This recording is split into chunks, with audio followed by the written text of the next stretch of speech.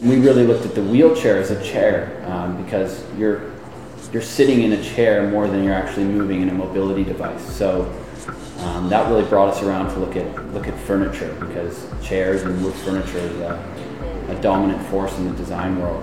And we really felt that in order to transition the wheelchair into a new context, to see it in a new light, we'd really have to bring a new element into it to shift that paradigm, I guess. So wood was a dominant factor for us in order to make that transition, to make that jump, to get people to perceive it differently. So what you're looking at here, we called it the front caster wing of the wheelchair. The user's legs would come down and rest on the pad. You'd have two wheels here and here. This is one of the components of our project. It was a modular design because every user is completely different. So the front caster wing is an interesting example because, this dimension here to here is going to be different on someone like me versus, say, a 12-year-old girl who needs to be in a wheelchair. The width is also different, that's your calf size. So this component is one that's going to change, incredibly from person to person. So we really wanted a design that would be incredibly flexible, and again made it out of wood in some way, because that was the big driving factor in making that transition. And you can imagine that if every product had to be made independently from previous manufacturing techniques, that's an incredible cost incurred by the user or by their medical plan, if that's even possible. So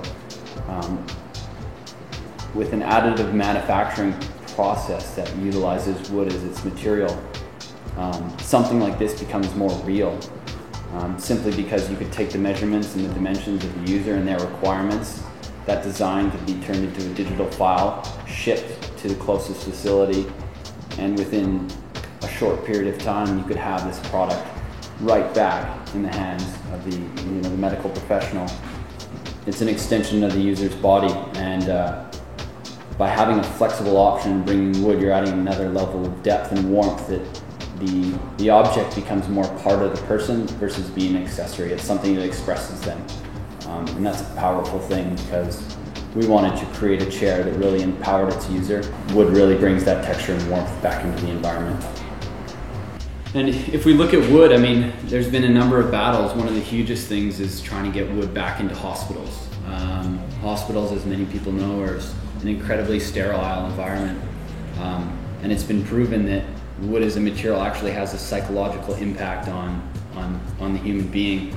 It actually helps to reduce someone's stress level after walking into a space. With this manufacturing technique, wood really becomes more of a composite material versus wood as a block itself. So by adding composite layers together, you're significantly increasing the strength, the durability, the performance, and all those things are really important when it comes to medical devices, because it's the user's life. If a product fails, the user will be impacted by that. So the standards in the medical industry for regulating the strength and durability of products is incredibly high. One of the main factors of our wheelchair design was the modularity and the expandability of the design, to be able to adapt to different user sizes or to be able to adapt the user as they grow. Because looking at children, if you imagine the pace in which they grow year after year after year, you're getting the new pants. That also means you're getting the new wheelchairs, new medical devices, because they're growing at a high-paced rate. So with this additive manufacturing process, you could have a design framework that existed, say, for this caster wing, but then it would just take a small tweak on the computer to open this up to make it wider, to extend this, or even to make this deeper to really fit the ergonomic needs of its user. And that's just so incredibly powerful, and that change actually isn't a jump in cost, because you're not having to make additional tooling, additional molding.